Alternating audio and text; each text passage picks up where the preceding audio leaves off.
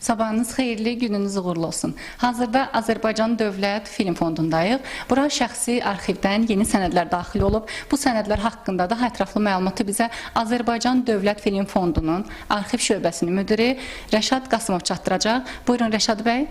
Sabahınız xeyir, çox sağ olun, təşəkkür edirəm.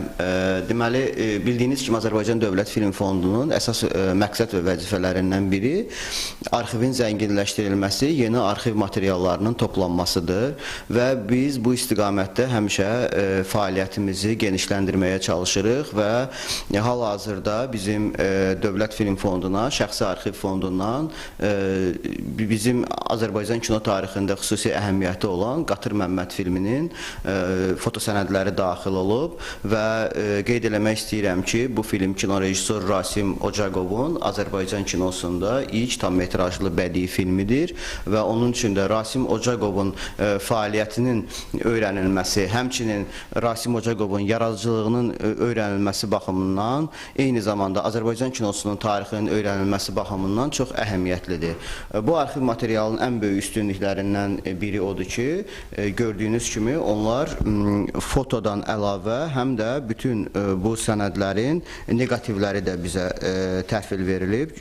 Mən indi sizə göstərim. Hər bir foto sənədin özünün negativi var və bu negativ çox böyük üstünlük verir. Bu üstünlük ondan ibarətdir ki, bu foto sənədlərin gələcək nəsillərə ötürülməsi baxımından çox əhəmiyyətlidir.